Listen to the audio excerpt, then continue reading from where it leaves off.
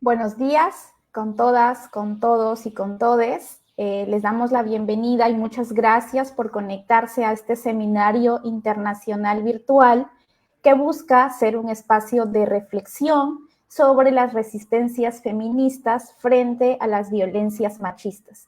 Lo que queremos hacer es intercambiar experiencias sobre las estrategias que estamos teniendo en la región para poder sobrevivir en una región tan violenta a las violencias machistas que enfrentamos las mujeres en toda nuestra diversidad.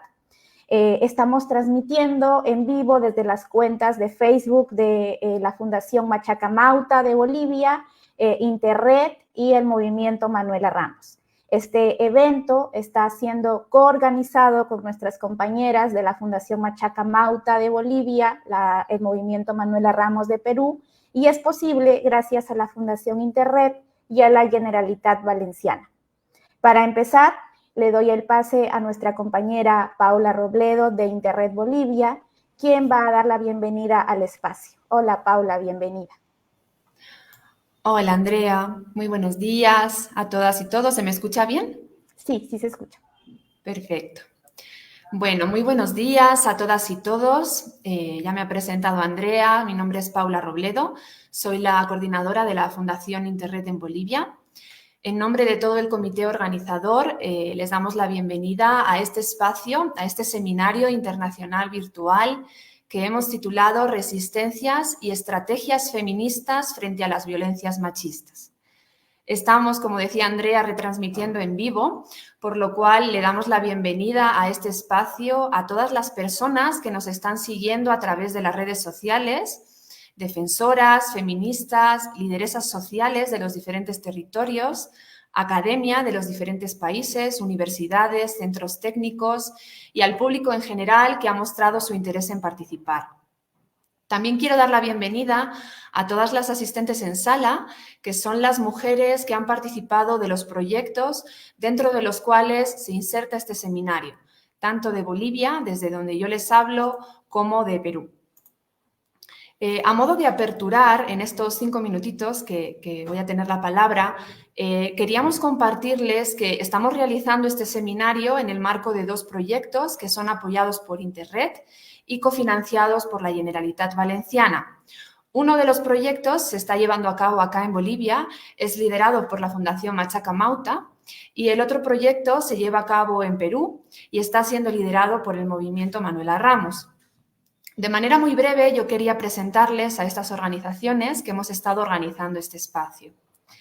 El Movimiento Manuela Ramos es una organización feminista peruana que trabaja desde 1978 por los derechos de las mujeres en el Perú, enfatizando el empoderamiento social, económico y político de mujeres y disidencias. Nos acompañan nuestras compañeras Andrea Pardo y Lisbeth Guillén, a quienes también van a poder conocer en este espacio. La Fundación Machaca Mauta es una organización boliviana que participa en el fortalecimiento integral de la diversidad con procesos inclusivos y resilientes en educación intercultural, prevención, atención y denuncia de las violencias, gestión ambiental agroecológica y fortalecimiento de pueblos indígenas. Saludamos también y le damos la bienvenida a Lourdes Muñoz, su directora, que nos acompaña el día de hoy, y a todo el equipo técnico de la organización. Y finalmente, la Fundación Interred somos una organización promovida por la institución teresiana que apuesta por una educación transformadora que genere la participación activa y comprometida de todas las personas en favor de la justicia, la equidad de género y la sostenibilidad social y ambiental. Los proyectos que hemos venido implementando, tanto en Bolivia como en Perú, han buscado implementar la prevención y la atención de las violencias machistas. En el caso del proyecto que estamos ejecutando en Bolivia, nos hemos centrado en trabajar por fortalecer la prevención y atención del embarazo adolescente, incrementado durante la pandemia por COVID-19, en los distritos 3 y 4 del municipio del Alto. Y en el caso del proyecto que estamos ejecutando en Perú, este ha tenido por objetivo que mujeres organizadas promuevan la implementación de políticas y programas que garanticen su derecho a una vida libre de violencias machistas y también la protección de defensoras de derechos humanos en Puno y en Juliaca. Siendo las violencias patriarcales y su prevención y respuesta una línea estratégica que compartimos como organizaciones, y a la luz de las experiencias que hemos generado con estos proyectos que acabo de mencionar y con nuestro quehacer institucional día a día, pues hemos querido propiciar este espacio que persigue 3 grandes objetivos. El primero, propiciar un diálogo y una reflexión sobre cómo abordamos las violencias machistas desde una perspectiva feminista. En segundo lugar, profundizar más allá de la operativa de nuestros proyectos, ¿no? Tener un espacio para profundizar en analizar el contexto de las violencias machistas en Latinoamérica, visibilizando las formas de opresión de las mujeres latinoamericanas y profundizando en las causas estructurales de estas violencias. Eso queremos hacer hoy, ¿no? Profundizar en estas causas estructurales a nivel de contexto latinoamericano. Y en tercer lugar, también queremos profundizar en algunas estrategias para resistir y enfrentar estas situaciones, sobre todo en el ámbito socioeconómico, siendo los emprendimientos sociales, que también trabajamos como parte de nuestros proyectos, desde una mirada de economía social, solidaria, feminista, un medio fundamental para la erradicación de las violencias machistas. Y bueno, la verdad es que tenemos el grandísimo honor de poder contar para generar esta reflexión el día de hoy con 2 mujeres de grandísima referencia para nuestro trabajo. Nos acompañan Rita Segato, escritora, antropóloga y activista feminista argentina, y Fernanda Wanderley, socióloga y académica feminista brasilera. Bienvenidas a las 2 y de verdad muchísimas gracias por acompañarnos. Es un lujo realmente poder contar con ustedes en estas reflexiones, ¿no?, que vamos a tener el día de hoy. Y finalmente, bueno, como he mencionado ya anteriormente, los proyectos que estamos ejecutando se realizan con la cofinanciación de la Generalitat Valenciana, por lo que quiero también dar la bienvenida a este espacio a Inmaculada Pedroche. Inmaculada es la jefa de sección de seguimiento y evaluación de proyectos en el Servicio de Análisis de la Generalitat Valenciana.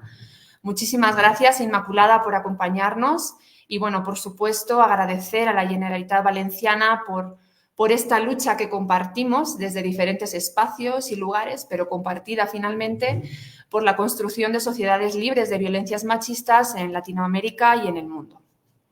Yo le voy a dar ya la palabra a Inmaculada, que también nos va a apoyar en la apertura de este seminario.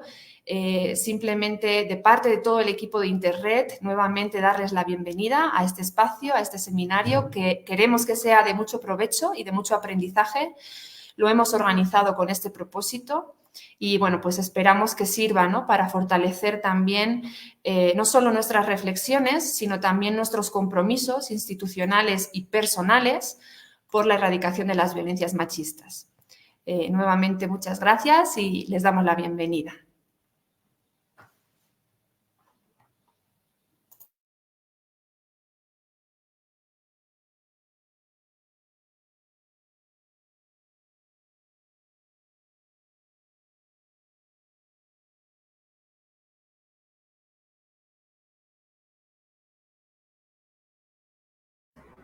Inmaculada, ¿me permites un momento porque no se te está escuchando?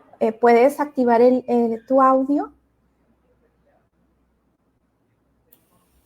Vale, muchas gracias. Lo siento, lo tenía cerrado. Bueno, yo en principio va a ser muy breve la introducción que haga y lo que sí que quería comentar es que la violencia de género en este espacio es para hablar más de la que sucede en Latinoamérica, pero realmente la violencia de género está en todos los países, de una manera o de otra, mantenida por diferentes factores, que no hay un factor único, sino una convergencia de factores, todos enmarcados en una sociedad y en una cultura de discriminación de las mujeres y de vulnerabilidad de los derechos humanos, como es la violencia de género. Y que bueno, que está en todas partes y está adquiriendo se está convirtiendo en uno de los problemas más graves que tienen las sociedades y el mundo actualmente, porque la violencia de género cada vez adquiere una mayor complejidad y ya no está solo la violencia física, sino que está la violencia de la propia comunidad, la violencia que se produce por parte de las instituciones públicas, la violencia que sufren las mujeres en situaciones de conflictos armados. Entonces, por ejemplo, aquí en España, esa complejidad, a lo mejor, gracias a las medidas que se han tomado y a las leyes que se han implantado por defender los derechos de las mujeres, a lo mejor la violencia de lo que es la física está disminuyendo, porque sí que hay unas medidas punitivas muy grandes y muchas medidas de prevención de ello y de protección de las mujeres con colaboración de distintas instituciones, no solo públicas, sino también privadas. Pero, sin embargo, por ejemplo, en España lo que está pasando mucho es que ante la rebeldía de las mujeres para defender sus derechos y enfrentarse a los machismos, pues muchas de ellas acaban muertas. Y lo peor de todo es que ya se ha dado un paso más hacia allá. Y ya no solo matan a las mujeres, sino que matan a los niños con forma de hacerles sufrir el máximo el resto de sus vidas.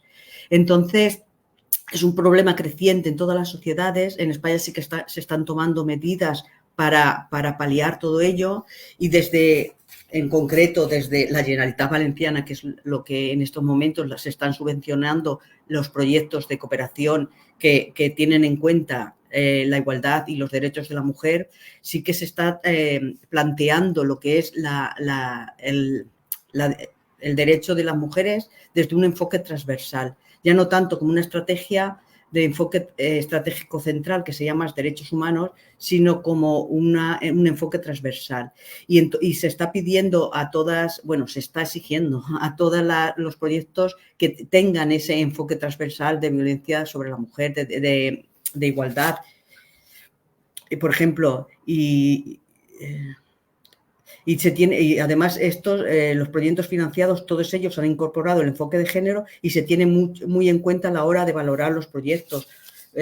Y ya desde el primer momento que se presentan se tienen en cuenta 4 indicadores de evaluación: si tienen un plan estratégico, si tienen un plan de igualdad, si tienen una incorporación del enfoque transversal de género, si hay una desagregación por sexo de la población beneficiaria. Aparte de ello, también dentro del eje de personas se está impulsando el pleno ejercicio de los derechos de las mujeres, la equidad entre los géneros y la eliminación de cualquier forma de violencia por razón de género. Y luego también hay las estrategias específicas que se favorecen los proyectos que tengan como objetivo los derechos de las mujeres y que favorezcan el empoderamiento de las mujeres, el acceso y la participación equitativa de las mujeres en todos los ámbitos del desarrollo humano y eliminar todas las formas de discriminación y violencia contra las mujeres en los ámbitos públicos y privados. Bueno, el plan director tiene ese objetivo, y efectivamente se está promoviendo que todos los proyectos vayan encauzados a intentar eliminar esa discriminación que se sufren las mujeres en todos los entornos y sobre todo en los países del sur global. Y desde ahí está nuestro objetivo de plantear el enfoque de género como algo muy importante a tener en cuenta. Y no sé más qué contaros.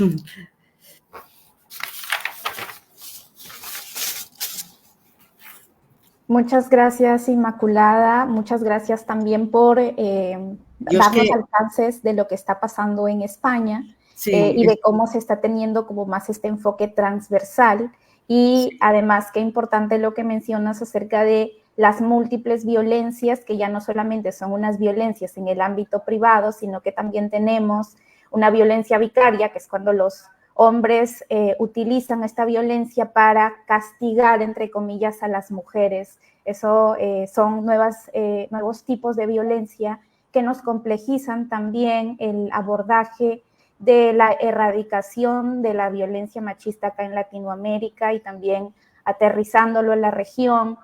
Acá hay también una violencia institucional, fruto también del racismo que está muy presente en nuestras comunidades, en donde hace poco acá en Perú hemos tenido una represión estatal directamente dirigida a mujeres que han venido a protestar por sus derechos, y eso también es algo que tenemos que tener como muy presente.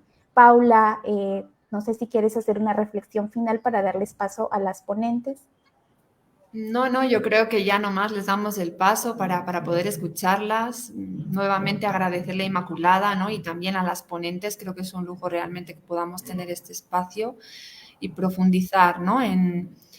Tanto en las causas estructurales de estas violencias como en algunas estrategias, ¿no? Sobre todo del tipo socioeconómico, para poder seguir trabajando y seguir adelante en esta lucha que es compartida, ¿no? Por todas y todos. Gracias, Paula.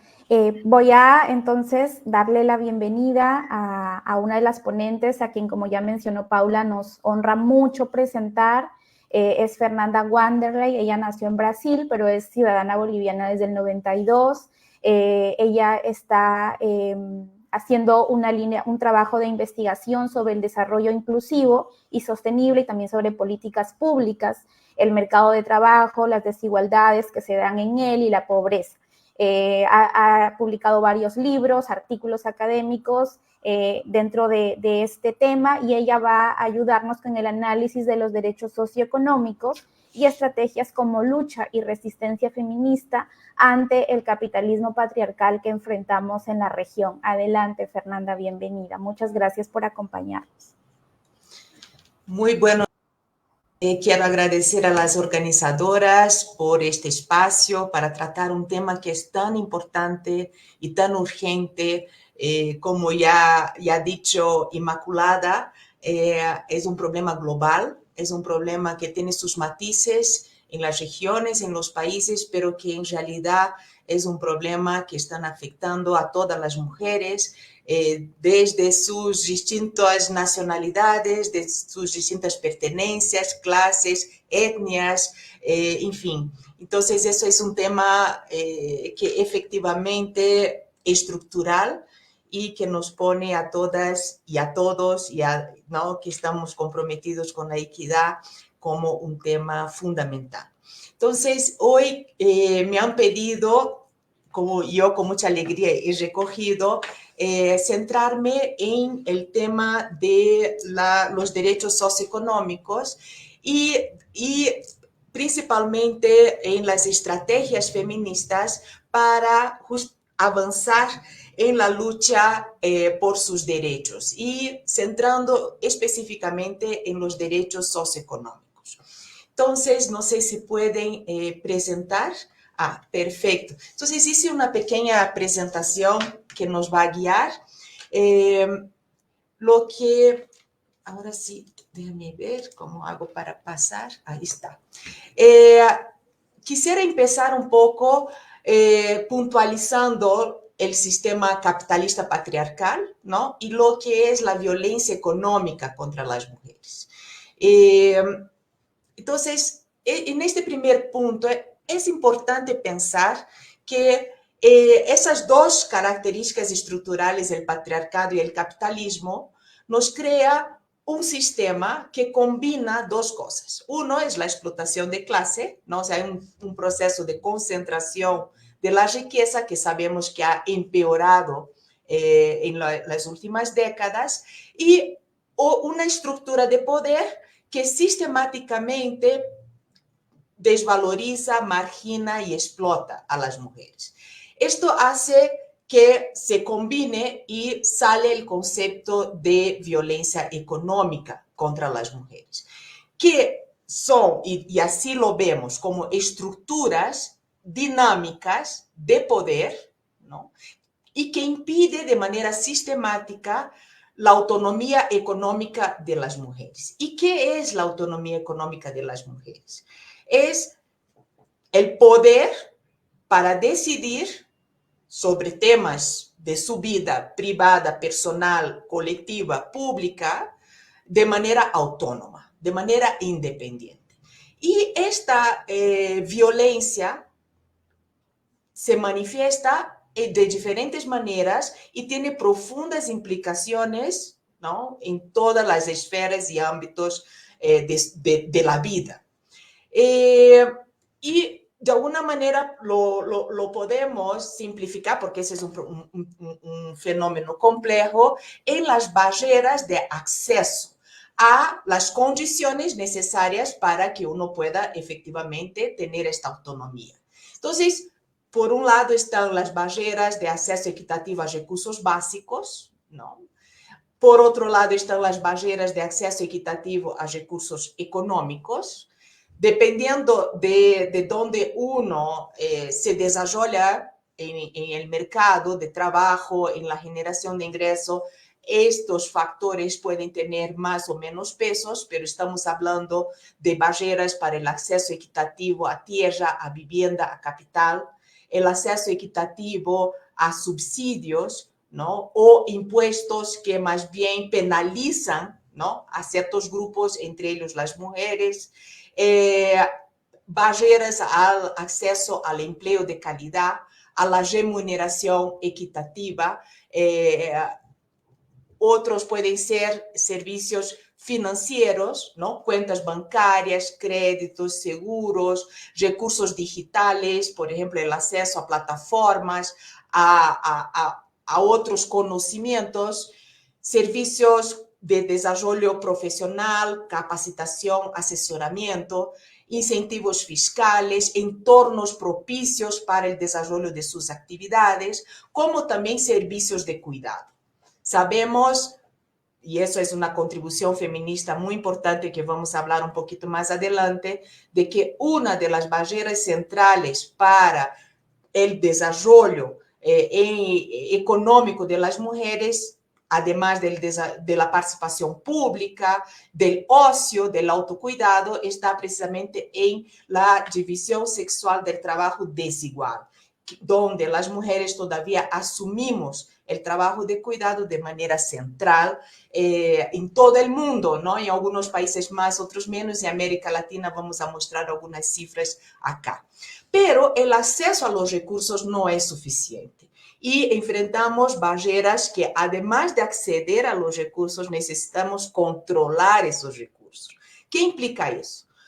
Implica que, por ejemplo, uno de los recursos escasos más importantes es precisamente el tiempo. Si nos sobrecargan con trabajos, ciertos trabajos como el trabajo de cuidado, ¿no?, reproductivos, no remunerados, nos sobra menos tiempo para poder insertarnos en actividades económicas en igualdad de condiciones. Pero también implica poder de decisión sobre el uso y las distribuciones de recursos, de todos los recursos anteriores, incluyendo los ingresos, ¿no? Muchas veces podemos acceder, pero no controlamos. Y eso pasa también por limitaciones sociales, culturales y también de otros tipos.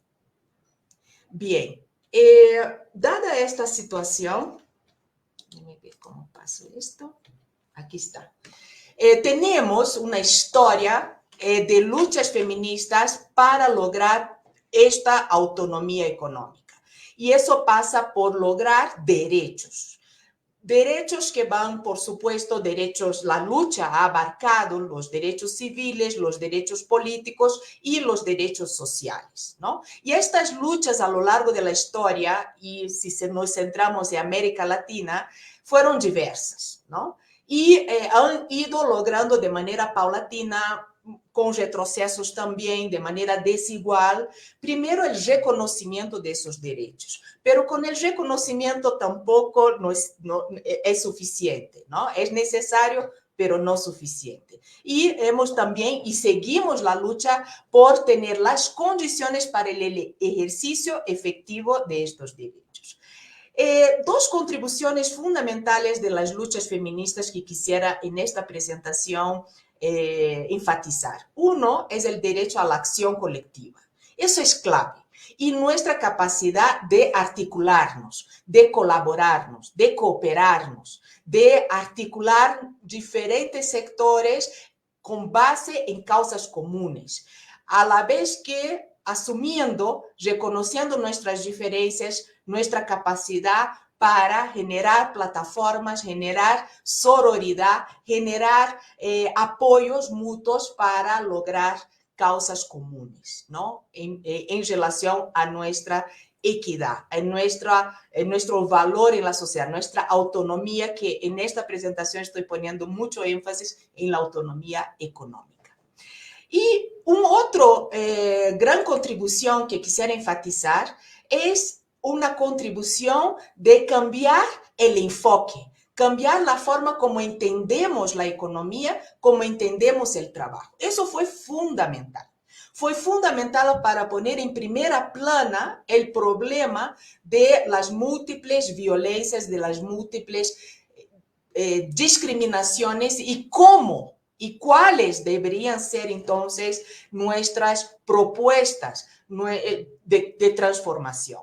Entonces, en ese sentido, de manera muy resumida, esta reconceptualización de la economía que es clave, que nos marca cómo enfrentamos el problema, cómo lo leemos y cómo proponemos las transformaciones, está en entender que la economía está compuesta por trabajos remunerados y trabajos no remunerados. ¿Qué implica eso? Que la esfera mercantil mediada por el dinero no es toda la economía, que las esferas no mediadas por el dinero, no mercantiles, no remuneradas, son igualmente importantes para la reproducción de la economía, la reproducción de la sociedad, para el desarrollo, para la sostenibilidad de la vida. Entonces, ahí es cuando tenemos ese nuevo concepto que trabajo es todo dispendio de energía, de tiempo, de agregación de valor, independientemente si tiene un valor de cambio, ¿no? Si usamos la nomenclatura marxista, o podemos de manera más pedestre decir que tiene un valor monetario en nuestra economía, ¿no? O sea, todos los trabajos, tengan o no un valor monetario, son trabajo. Y trabajo productivo, trabajo que genera valor. Y ahí es cuando podemos visibilizar la centralidad del trabajo de cuidado, donde somos todavía ahora las principales responsables normativamente por la sociedad de este trabajo, y ahí una de nuestras luchas es precisamente por una transformación y una equidad en la distribución de estas responsabilidades, ¿no? Y esa distribución tanto en el ámbito de la familia como también en el ámbito de la sociedad, lo que ahora llamamos la corresponsabilidad social y pública del cuidado. Bien, esta contribución nos lleva a otra gran manera de cambiar el chip, cambiar la manera como entendemos, es pensar que la jornada laboral implica precisamente la distribución del tiempo entre trabajo remunerado y trabajo no remunerado. Y ahí es cuando podemos visibilizar muchas de las causas estructurales de estas barreras que impiden que las mujeres tengan autonomía económica, que tengan oportunidades equitativas de desarrollo y también de valorización de su trabajo.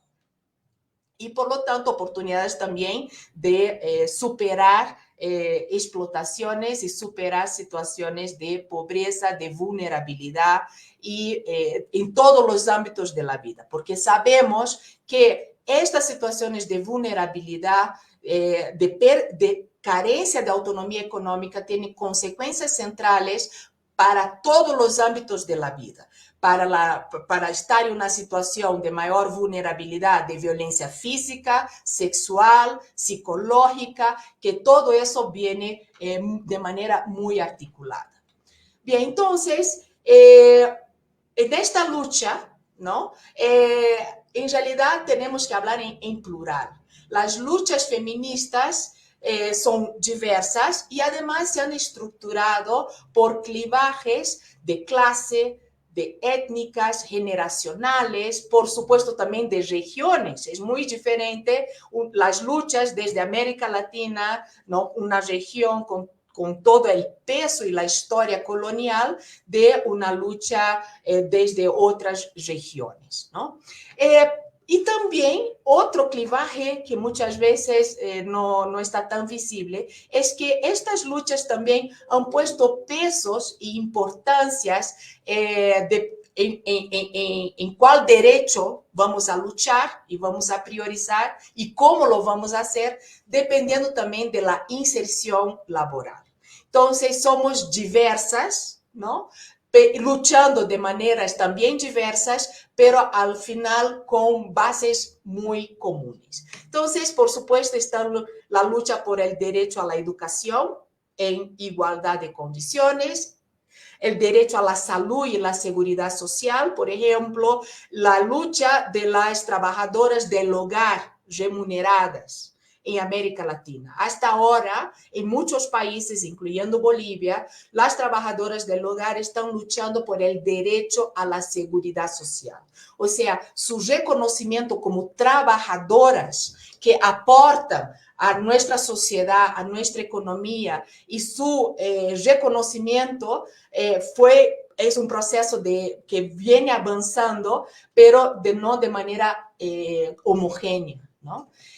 Y así vamos por las diferentes posiciones y necesidades y carencias y no autonomía dependiendo de dónde nos ubicamos, ¿no? En la sociedad, en qué posición nos ubicamos. Entonces, aquí también está el derecho al trabajo y las remuneraciones, ¿no? En condiciones también de igualdad, el derecho a la propiedad y control de activos, el derecho a participar en la toma de decisiones económicas, por supuesto, aquí están, y todo eso está fundamentado en evidencias empíricas, todavía tenemos techos de vidrios, todavía somos las pocas las que están en posiciones de toma de decisiones en las direcciones de empresas, en las direcciones del Estado, en decisiones públicas, en muchas esferas de la sociedad.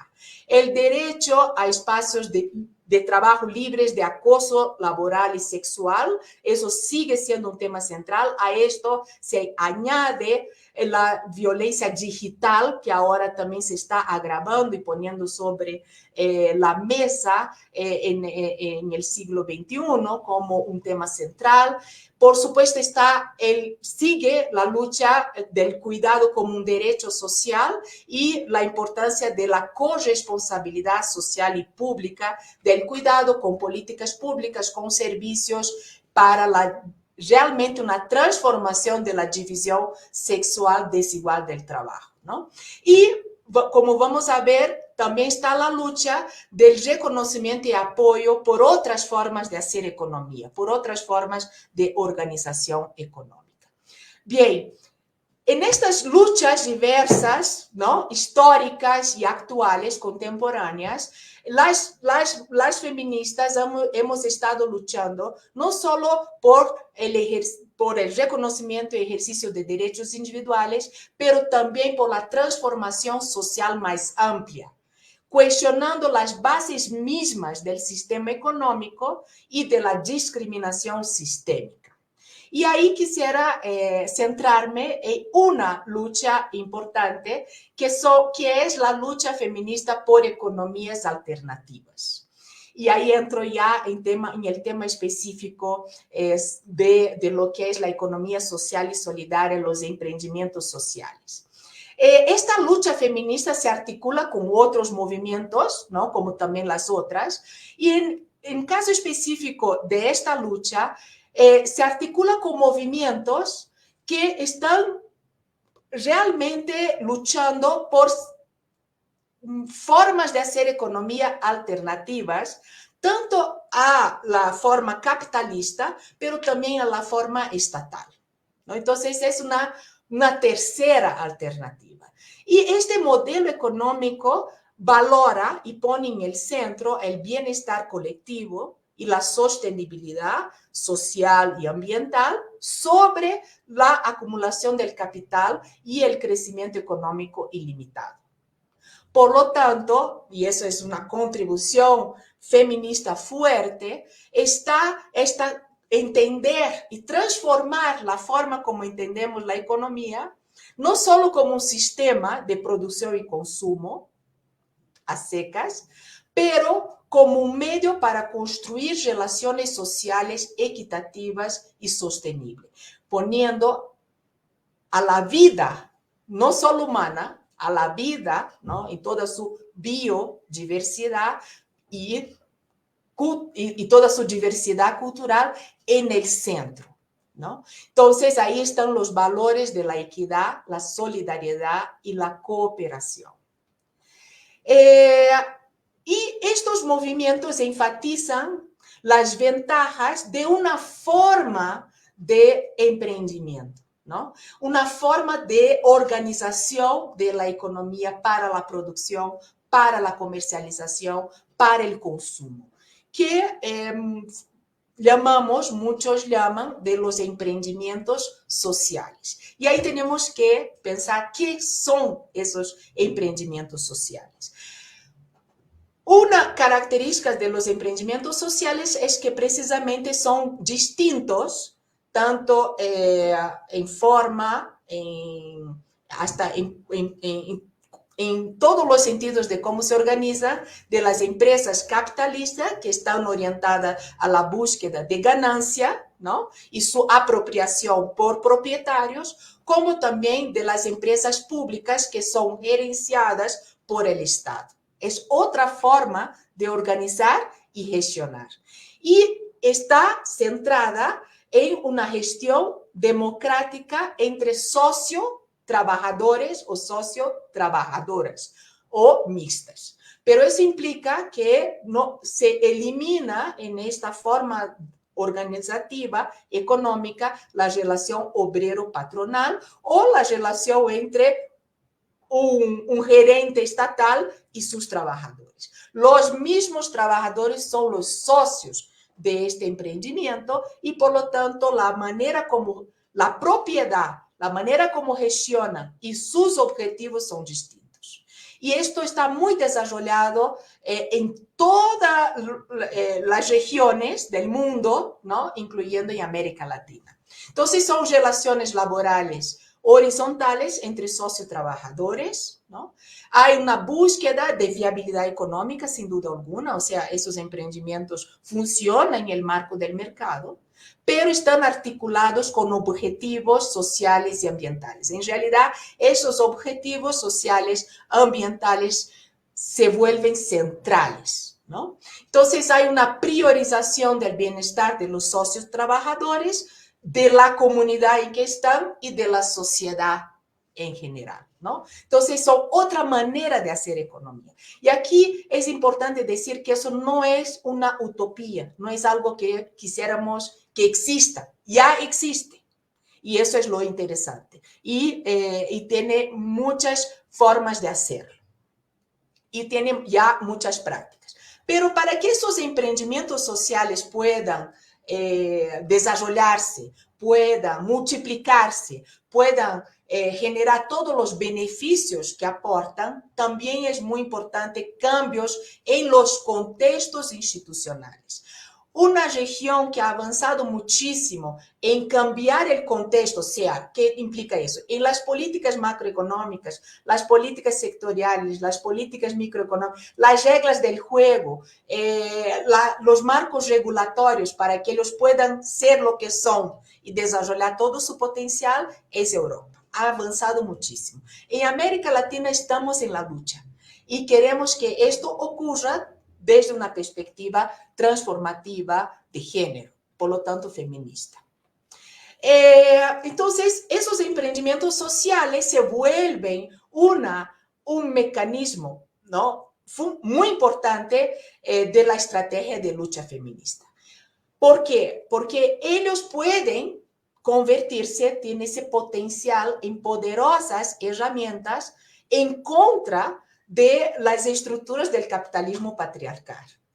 Y eso es profundamente revolucionario, porque proponen modelos alternativos de organización económica que, por un lado, desafían la explotación de clase y, por otro lado, desafían las estructuras de poder que subordinan a las mujeres. Entonces, realmente es una transformación profunda, ¿no? ¿Y eso por qué? Porque tiene ese potencial, primero, de eliminar un mecanismo central de concentración de la riqueza, que está en las estructuras capitalistas tradicionales, ¿no? Por otro lado, también tiene ese potencial de cambiar la lógica y poner en el centro del objetivo de estos emprendimientos temas sociales, ambientales, incluyendo la equidad de género. Entonces, por ejemplo, ya un poco aterrizando en términos bien concretos que vemos en nuestra región, pero también en todos los continentes, ¿no? Es que, primero, esta forma de organización permite el control sobre el proceso de decisión a través de la gestión democrática. O sea, se decide los precios, se decide cómo se va a distribuir los excedentes, se decide cómo funciona. Entonces, los trabajadores tienen ese empoderamiento, en ese caso las mujeres, en esos emprendimientos, de tener mucho más control, lo que estábamos hablando al inicio, del proceso decisorio, de cómo hacen su vida económica, de cómo generan los ingresos. Tienen el control sobre los recursos y beneficios, ¿no? Pueden resistir a la explotación laboral, así como distintas formas de discriminación en el espacio laboral. Hemos visto, por ejemplo, algunos casos, hemos estudiado acá en Bolivia, como una asociación de trabajadoras, donde tiene ese formato asociación en contraposición a trabajadoras y el mismo sector, por ejemplo, el turismo, ¿no? Entonces tenemos, por ejemplo, las asociaciones de las cholitas escaladoras, que tienen forma asociativa, es un emprendimiento social, ¿no? Y las luchadoras, ¿no? Las luchadoras cholitas también, ¿no? Ambas en el alto. Estas están en un formato de empresa con un patrón donde ellas son obreras y estas son socias trabajadoras.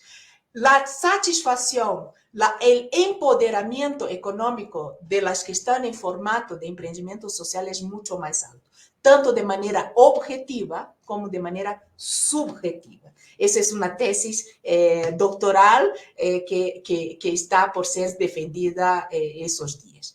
Bien, también tiene la posibilidad de generar estos emprendimientos sociales, redes de apoyo, de solidaridad, de formación, de empoderamiento para desafiar y transformar las estructuras de poder. Y ahí también tenemos un abanico de ejemplos en todos los países de nuestra región. Eso implica también que las mujeres que están en situación de mayor exclusión, el proceso mismo de empoderamiento personal se potencializa con ese tipo de organización económica, ¿no? Por supuesto, está también que son espacios de valorización económica del trabajo de cuidado, de iniciativas colectivas, ¿no? Espacios donde se puede realmente luchar contra el acoso y la violencia machista y espacios de innovación social transformativos. Pero, y con eso voy concluyendo, esos emprendimientos también tienen desafíos importantes, ¿no? A la vez que tiene gran potencial, muchos de estos potenciales que venimos hablando ya existen, ya se van comprobando y se va pudiendo visibilizar. Por otro lado, también tiene enormes desafíos. No todas las asociaciones, no todas las cooperativas, no todos los emprendimientos sociales están libres, por ejemplo, de prácticas machistas. No están libres no están cumpliendo todo su potencial, ¿no? Y hay desafíos internos y externos. Yo empezaré por el interno, que ya empecé, que es eso. Hay muchas asociaciones que todavía no tienen esa perspectiva transformativa.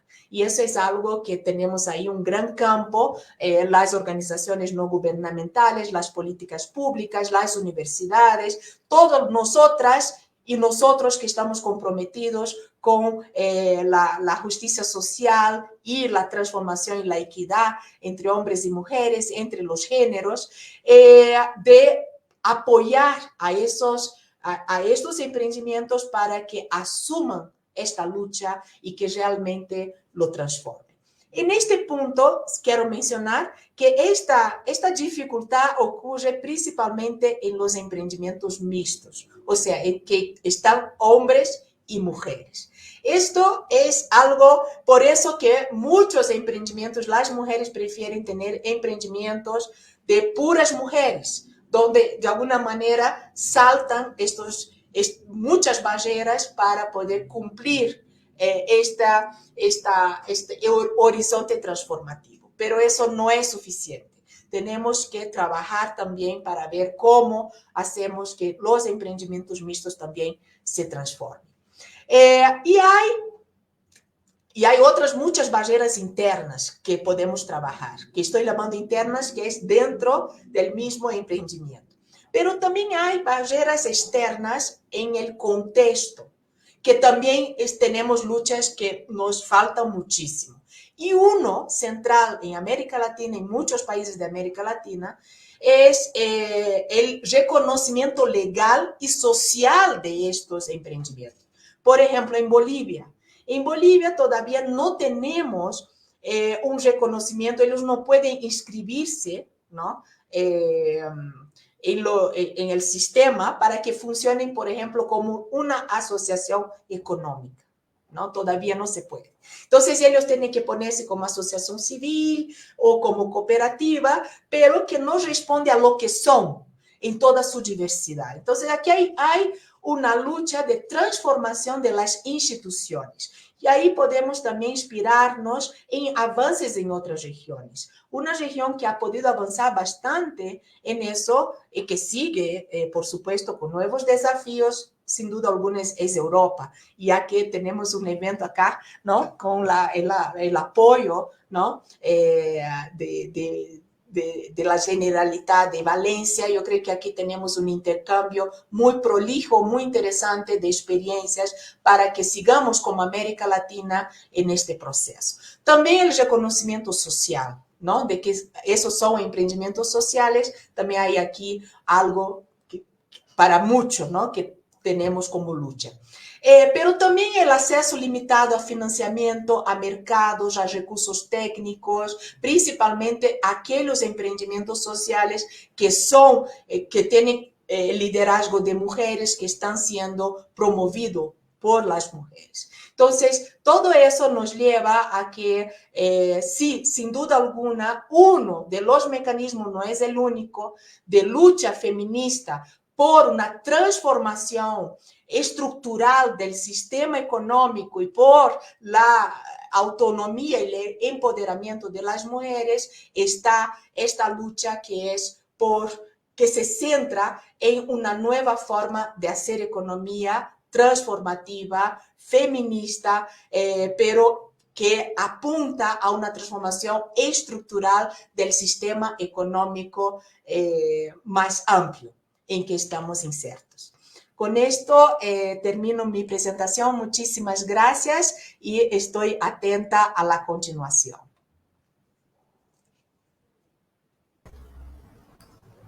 Muchas gracias, Fernanda, por la lucidez y por también compartirnos estas estrategias acerca de los emprendimientos sociales que están enfocados en transformar de una manera estructural el cómo estamos viendo el sistema capitalista y cómo de alguna manera podemos empezar a hackear el sistema para proponer alternativas que pongan en el centro el derecho a la economía sostenible de las mujeres, pero también el derecho al cuidado, a vivir vidas libres de violencias, y también cómo hay retos todavía pendientes, como que el propio sistema pone como este pequeño reto de que, bueno, no es pequeño, es en realidad un reto muy grande el hacer que se reconozcan estas asociaciones como también organizaciones que son parte del sistema económico. Importante también el cómo es una lucha colectiva desde la horizontalidad y también desde la democracia plena para que las mujeres sean dueñas de sus propios recursos y puedan también luchar y llegar hacia un equilibrio entre su vida en el trabajo remunerado, en donde se tiene algún tipo de remuneración económica, y el trabajo de cuidados que muchas veces y lamentablemente sigue recayendo en las mujeres. Te agradezco mucho por esta presentación que nos pone en el centro el cómo trabajamos la autonomía de las mujeres y cómo empezamos a mirar la economía también como un eje de lucha dentro de las luchas feministas. Vamos a seguir manteniendo la conversación. Les animo a quienes nos están viendo a través del Facebook a que puedan dejar sus preguntas para Fernanda. Después de la siguiente ponente vamos a pasar a un espacio de preguntas en donde ella va a poder responder las inquietudes que les hayan surgido fruto de su presentación. Ahora vamos a darle el pase a Rita Segato.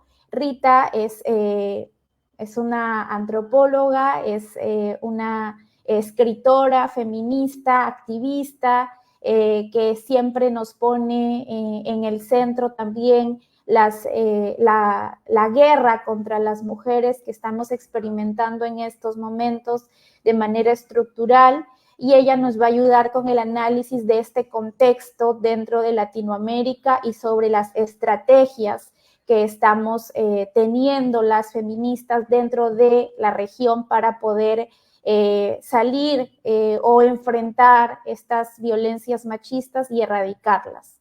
Adelante, Rita.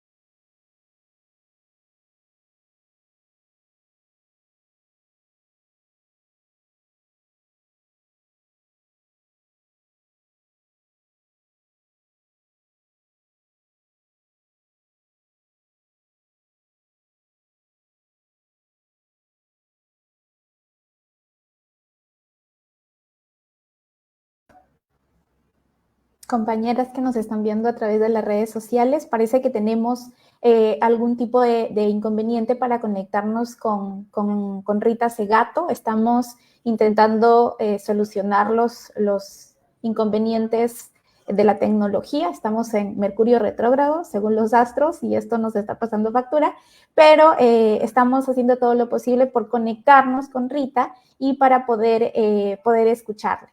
Mientras solucionamos el inconveniente con Rita, de repente vamos hablando de la pregunta, una de las preguntas que nos han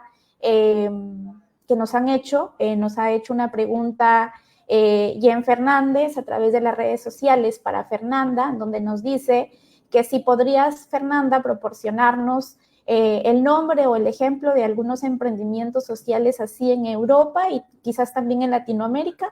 Me parece haberte escuchado algo de las cholitas en Bolivia, que sería como de repente volver a mencionarlo para que quienes nos están escuchando incluso puedan seguir estos ejemplos y poder investigar un poquito más. Sí, puedo, muy bien.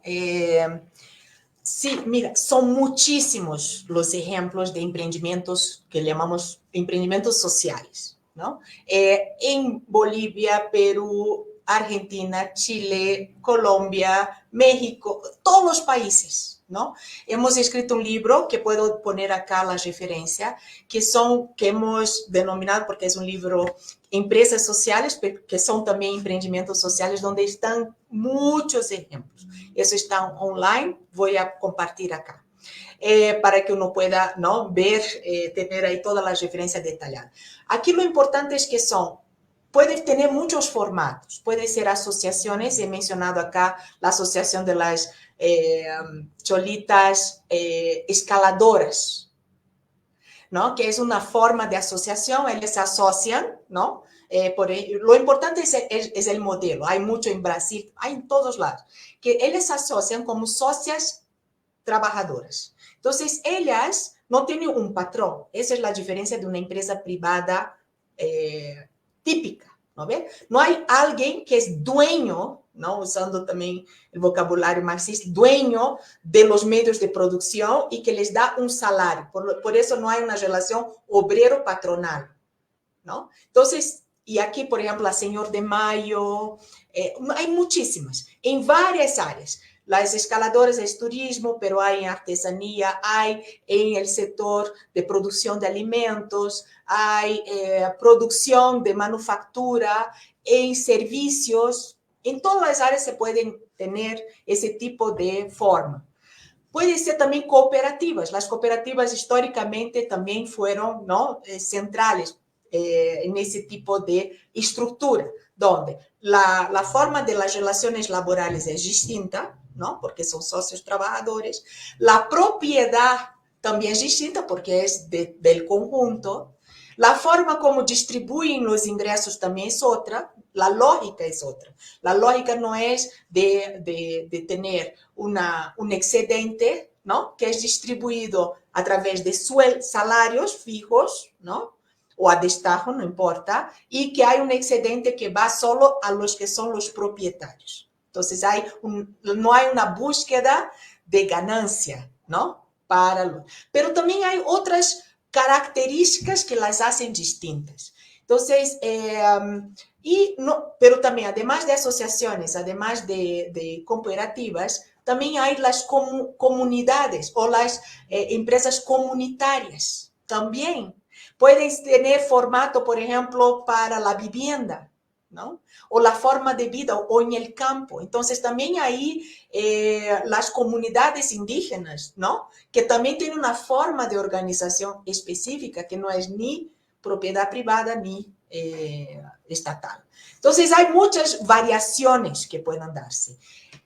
¿Qué implica? Los emprendimientos sociales son diferentes de una fundación, ¿no?, por ejemplo, porque la fundación tendría recursos y la forma como funciona no funciona como un emprendimiento, ¿no?, que también funciona, o sea, transacciona servicios o productos en el mercado, pero la lógica es distinta. Entonces, ahí tenemos una variedad enorme de ejemplos, ¿no? Hay, por ejemplo, emprendimientos sociales en Europa, que me estoy olvidando los nombres, pero que están dirigidas, por ejemplo, como misión principal, generar empleo para personas con algún nivel de discapacidad.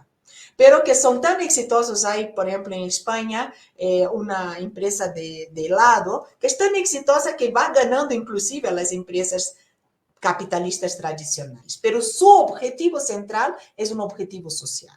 Y hay así para una diversidad de temas, ¿no? Eso sería para esa pregunta, pero si debo seguir o ya estamos listas con...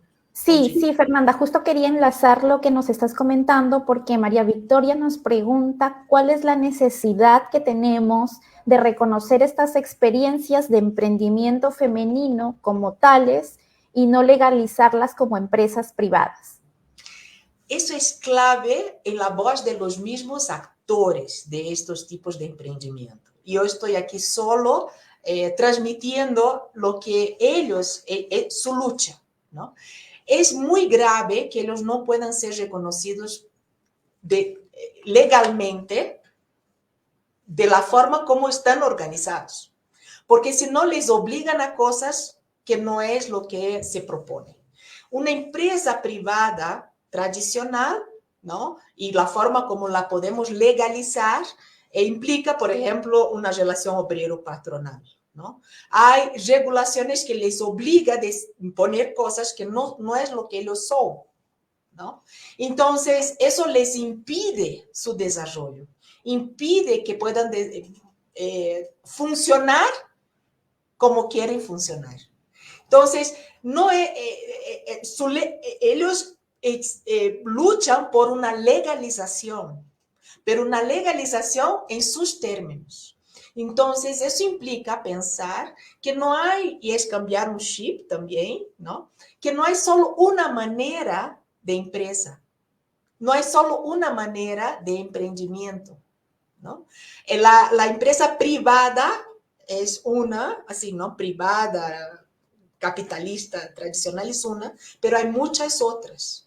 Y eso también ya está, ¿no? Hay, ¿no? La que, no sé, ya hay varias formas de la empresa privada que está reconocida legalmente, pero no es suficiente para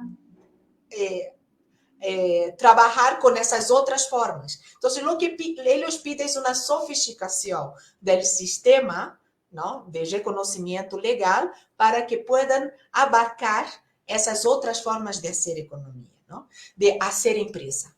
Y eso tiene implicaciones de impuestos, tiene implicaciones de regularización, tiene implicaciones de incentivos muy claros, de transacciones, de cómo funciona en el mercado, de cómo distribuyen el excedente, de cómo, en fin, son múltiples las implicaciones de la importancia de que puedan legalizarse desde sus formatos.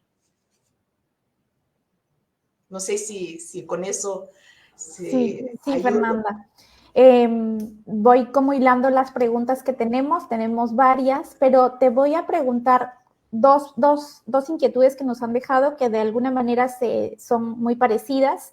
Una, nos pregunta Rosa Mendoza cuáles son las limitaciones de este modelo cooperativista para las asociaciones económicas de las mujeres, y también Mabe Zúñiga también nos dice cuáles serían las debilidades de estos emprendimientos de solo mujeres y cómo podrían un poco salir adelante siendo solo mujeres. Esas son dos preguntas que son muy parecidas, que de repente nos ayudan como a entender estas debilidades y limitaciones también. Claro que sí. Mira, el modelo cooperativista es uno, el modelo de asociación es otro, el modelo de empresas comunitarias es otro. Entonces, aquí hay también una diversidad dentro de lo que llamamos emprendimientos sociales, ¿no? Cada uno de estos modelos, así en términos de figuras legales y también que reflejan cómo funciona y cómo quieren funcionar, tiene ventajas y desventajas, ¿no? El modelo cooperativista, por ejemplo, si comparamos el modelo cooperativista de un modelo asociativo, según la experiencia, por ejemplo, desde Bolivia, es que el modelo cooperativo es mucho más exigente, implica tener un nivel de madurez en ese emprendimiento más fuerte, más avanzado. Por eso, esas asociaciones, porque el modelo cooperativista sí está reconocido, ¿no? Legalmente, uno puede inscribirse como cooperativa, ¿no?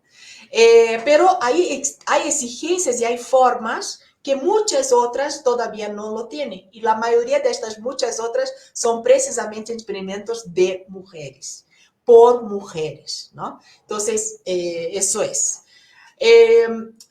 ¿Cuáles son las dificultades de tener emprendimientos de puras mujeres? Precisamente porque estamos en un sistema patriarcal, ¿no?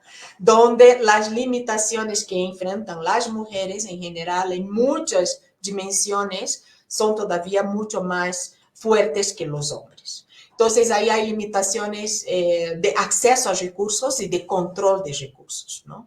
Muchas asociaciones de mujeres enfrentan dificultades que van desde las más cotidianas, las más pedestres, a las más formales y estructurales, ¿no? Entonces, por ejemplo, las propias discriminaciones que viven, ¿no? En sus transacciones, en su relación con el Estado, en sus transacciones comerciales, en sus transacciones productivas, son mayores. ¿Por qué? Porque enfrentan machismos, ¿no? Machismos que son machismos, micromachismos, desde los micromachismos a los machismos estructurales, ¿no? También enfrentan dificultades hasta también porque todavía mujeres, por ejemplo, dependiendo de su generación, enfrentan, fuimos, ¿no? Formadas, socializadas, entonces ahí hay desde problemas de autoestima, problemas de saber presentarse, saber, ¿no? Enfim, desarrollarse en espacios que son todavía también con mayorías masculinas. Entonces, hay un tema también ahí que todavía esos espacios, muchos de los espacios económicos, son, dependiendo del sector, masculinos. Entonces, sin duda alguna. Pero también hay ventajas de ser una organización de puras mujeres, porque estos micromachismos o estos problemas ya no los enfrentan dentro, ¿no? Porque es una lucha, en los mixtos son dentro. Muchas veces ponen a las mujeres en las carteras responsables por los asuntos de género, por ejemplo, pero no los asuntos centrales. Lo mismo pasa, por ejemplo, en el Estado, ¿no? Las mujeres muchas veces están en carteras ministeriales que no son de economía, ¿no? No son las que están realmente definiendo, controlando la plata, controlando decisiones, más bien muchas veces están. Entonces, va por ahí, ¿no? Los pros y contras de tener asociaciones de mujeres, de puras mujeres. Gracias, Fernanda. Para ir terminando, tenemos múltiples preguntas en el vivo de Facebook. Se ha armado una conversación bien interesante, pero me gustaría hacerte como las dos últimas preguntas que tenemos acá. Maite nos pregunta cómo aporta al horizonte del bien vivir, que también buscamos mucho dentro de nuestras luchas feministas, para potenciar este tipo de iniciativas alternativas como son los emprendimientos sociales liderados por mujeres. Yo creo que ahí viene de la mano, ¿no? Porque esta otra forma de hacer economía, ¿no? De hacer, donde objetivos de bienestar, objetivos de vivir bien, objetivos de sostenibilidad ambiental, ¿no? De respeto por los límites biofísicos del planeta, ¿no? De la manera como consumimos, la manera como vivimos. Hay unos emprendimientos sociales, por ejemplo, acá con les ningunes, ¿no? Que es muy interesante su propuesta, los valores que están ¿no? Impulsando, ¿no? Que implica una visión holística de la vida. Hay otros también, tuve la oportunidad de visitar unos en Barcelona, donde la forma como habitan, ¿no? En una ciudad, pero pensando en realmente estar muy conscientes primero, de la armonía, ¿no? O sea, que lo más importante es la calidad de vida. ¿no? Entonces cambia los valores, ya no es el consumismo, ya no es tener, ¿no? De manera muy individualista, más bien es cómo convivimos, cómo habitamos, cómo tenemos nuestra vivienda, cómo generamos nuestra basura, cómo gerenciamos la basura, cómo consumimos productos que sean amigables con nuestro planeta, que enfrenten los problemas que estamos enfrentando, ¿no? Del cambio climático. Entonces, es una manera de hacer, ¿no? Emprendimientos que precisamente tienen la capacidad de incorporar esos valores en la misma forma de hacerlo, de una manera que sea tanto la forma como conseguimos los insumos, como los procesamos, como entregamos el servicio, ¿no? Y eso puede ser en todas las áreas, puede ser en la área de eso, estoy hasta hablando de vivienda, de servicios, de producción, de consumo, ¿no? Entonces, eso es una mirada muy holística que también resgata formas de hacer y las valoriza, tanto en el área urbana como en el área rural, las articula de manera también mucho más estrecha, porque nos ponemos conscientes. Entonces, es una transformación realmente profunda, molecular, de la forma como entendemos la vida, ¿no? Cómo entendemos la economía y dónde se articula además el principio de la equidad, ¿no? El principio de la inclusión, el principio del bienestar, del vivir bien de una manera muy holística, pero distinta de la propuesta de que, ¿no? Que sea el Estado organizando todo o que sea el mercado como el único mecanismo, ¿no? Articulador no. Es una tercera vía donde más bien los ciudadanos, las ciudadanas, ¿no? De una manera mucho más democrática y horizontal, asume ese proceso desde cómo generan los bienes y servicios que necesitamos para vivir. Muchas gracias, Fernanda. Recojo esto de la transformación, incluso de cómo vemos la economía y qué significa bienestar para las mujeres en esta economía capitalista, como una forma de transformación profunda para apostar por estos emprendimientos sociales, como una forma de obtener autonomía económica. Y acá aprovecho para hilar la pregunta que nos hace Nayita acerca de cómo se hace con la valoración del trabajo doméstico. Tú nos comentabas esto de que también es vital empezar a cuestionar a qué le llamamos trabajo, si solamente el trabajo que es remunerado como una aportación económica o al trabajo también que estamos haciendo en las casas, mayoritariamente las mujeres.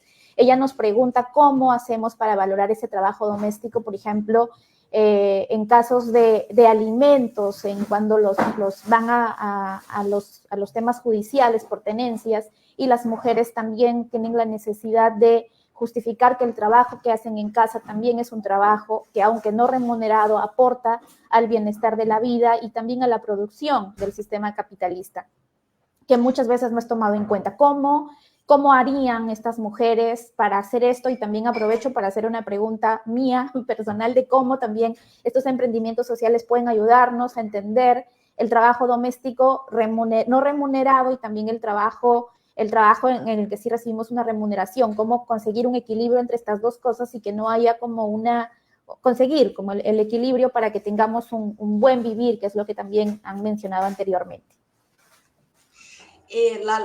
Esa lucha por el reconocimiento del valor social, económico del trabajo, de cuidado, ¿no? El trabajo reproductivo que hacemos desde los hogares y desde las comunidades, ¿no?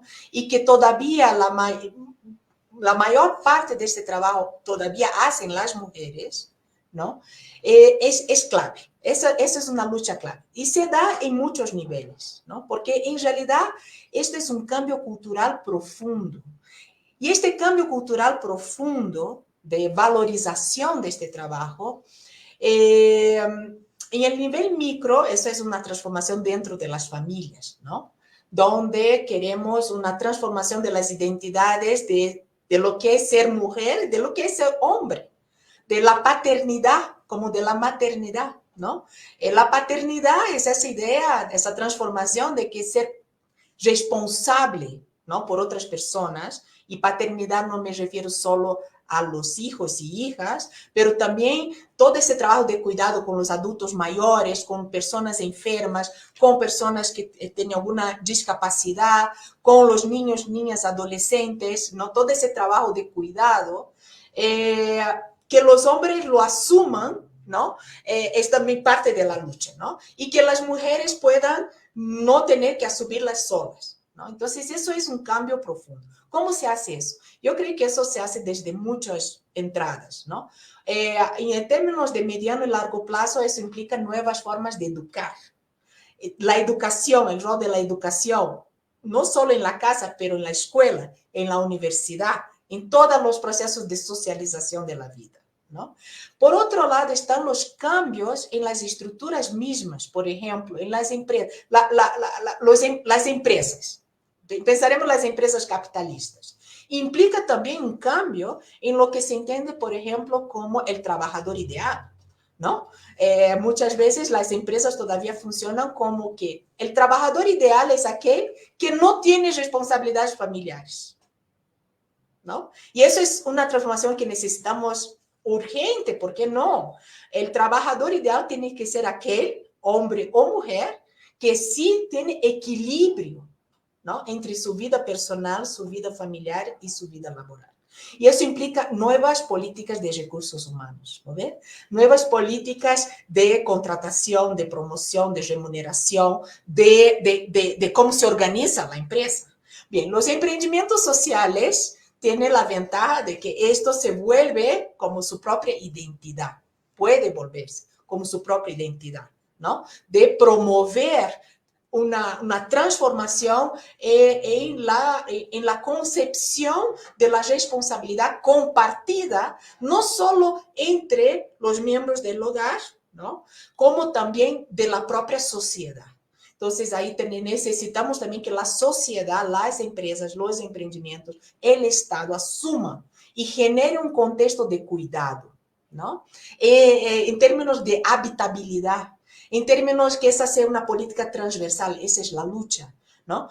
Por ejemplo, que el sistema de transporte lo considere, ¿no? La forma como construimos en las ciudades, la forma como también organizamos el trabajo en cualquier espacio, ¿no? En el campo y en la ciudad, ¿no? Entonces, eso es realmente una transformación profunda. ¿Cómo lo hacemos? Hay muchas luchas, ¿no? Una de ellas es, sin duda alguna, a través de campañas, ¿no? O sea, de cambio de comunicacionales. Eso es un tema más de cambios subjetivos, pero hay cambios también estructurales, de políticas, de servicios públicos, de exigencia, ¿no? De cómo también influimos en eso para que se transversalice ese tema, que se priorice en términos de presupuesto, ¿no? Que se visibilice la centralidad de este trabajo. Por eso las encuestas de uso del tiempo. Mostrar y hablar más de cómo estos servicios que se dan, que no tienen un valor monetario, sostienen la vida. Y que es un sinsentido, por ejemplo, cuando vamos a un restaurante y compramos una comida, ¿no? Que tiene un valor monetario, eso entra, por ejemplo, en la contabilidad del PIB. Pero el mismo proceso de producción se da dentro del hogar, ¿no ve? Hay que comprar los insumos, hay que dedicar tiempo, conocimiento, transformar esos insumos en una comida, ¿no ve? Después hay que preparar esa comida, hay que limpiar, en fin, ¿no? Entonces, una que es el mismo proceso. Si no se hace en la casa, hay que comprar en el mercado, porque nadie puede no comer, ¿correcto? Entonces, también hay un sentido no valorar ese trabajo que se hace en esas esferas sin una intermediación monetaria. O sea, es un tema complejo, la lucha va por muchos espacios, por muchos actores, y lo importante yo creo que es esa articulación entre todas nosotras y nosotros, ¿no? Para que avancemos desde muchos frentes. Muchas gracias, Fernanda, por estas explicaciones tan claras y tan sencillas, además por ayudarnos a entender lo que son estas nuevas formas de ver la economía. Te doy las gracias a nombre de la Fundación Machaca, de Interred, de la Generalitat Valenciana y de Manuela Ramos por estar acá, por aportar, por poner en el centro la discusión sobre la economía y nuevas alternativas sostenibles para la vida de las mujeres en toda nuestra diversidad. Y te invito a que sigas escuchando la parte final. Hemos tenido los inconvenientes técnicos que no han podido ser salvados, compañeras, compañeros y compañeres. Entonces estamos reagendando la segunda parte del seminario para el 10 de abril a las 9:30 hora Perú. Con Rita Segato, vamos a tenerla a ella, así como hemos tenido a Fernanda, y también toda esta posibilidad de hacer nuevas preguntas para ella acerca de las violencias estructurales que estamos teniendo en la región y también cómo estamos haciendo para enfrentarlas dentro de las luchas feministas. Voy a darle el pase a Lisbeth Guillén, del Movimiento Manuela Ramos, para que haga las reflexiones finales y también las conclusiones. Adelante, Lisbeth. Muchas gracias, Andrea. Buenos días con todas, todos, todes. Un gusto haber compartido este espacio con Fernanda, estas nuevas miradas también, o que nos profundizan en esto que ella nos plantea, ¿no? Las luchas feministas, de las miradas más amplias, también mirando la economía. Y que nos recuerda a ella que estas luchas feministas por el acceso a los recursos, no solo acceso, sino y más por el control de los recursos, y ahí un tema central, el tema de los cuidados, ¿no? Como ya nos ha recordado también que los cuidados que en el tema, en el ámbito privado, en el ámbito social, en el ámbito público, cuidados que sostienen y reproducen la vida.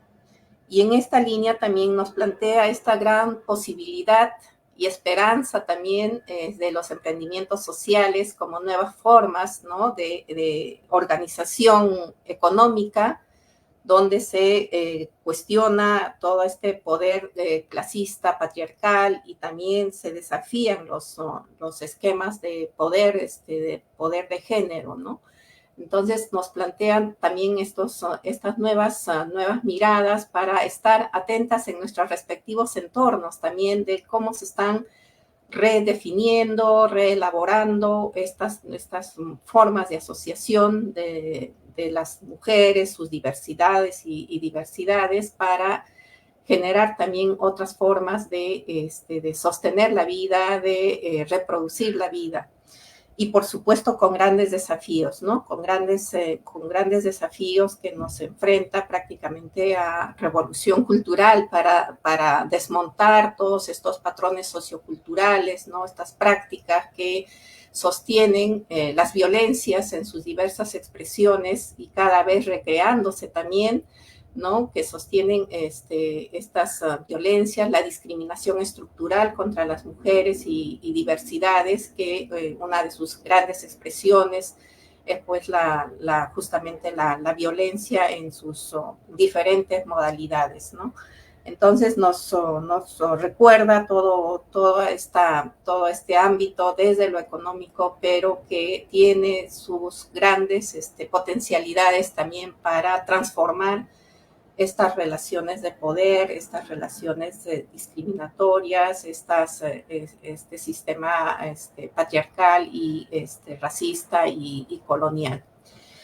Yo no quiero explayarme mucho más, estamos ya casi por culminar el plazo de la convocatoria.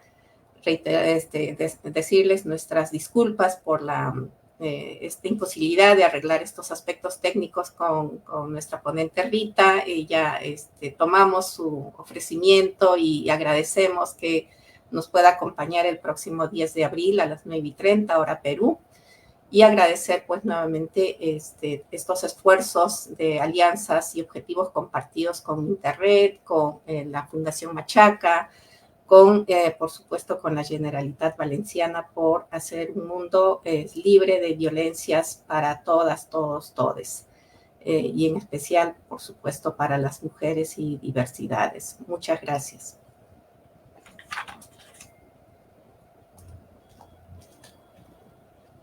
Muchas gracias, Lisbeth, por las reflexiones y las conclusiones finales. Yo también aprovecho para agradecer nuevamente a quienes hacen posible este ciclo de seminarios. Este no es el único seminario. Vamos a continuar el 10 de abril con Rita Segato con las estrategias frente a las violencias machistas, y el 25 de abril también vamos a tener la posibilidad de compartir experiencias sobre las violencias y cómo las luchas feministas están tejiendo nuevas estrategias con Perú, Bolivia y Argentina. Les estaremos comunicando en su momento para recordar este ciclo de seminarios en donde tenemos el 10 a las 9:30 hora Perú a Rita, y el 25 seguimos con las experiencias de Perú, Bolivia y Argentina. Desde Fundación Machaca, Manuela Ramos, Interred y la Generalitat Valenciana nos comprometemos a seguir implementando estos espacios de reflexión en donde todas, todos y todes podamos seguir alimentando nuestras estrategias frente a esta violencia machista que experimentamos en la región, y también las estrategias para erradicarla y poder vivir vidas libres de violencia. Nos vemos en el próximo 10 con Rita Segato, y hasta la próxima, compañeras y compañeros y compañeras.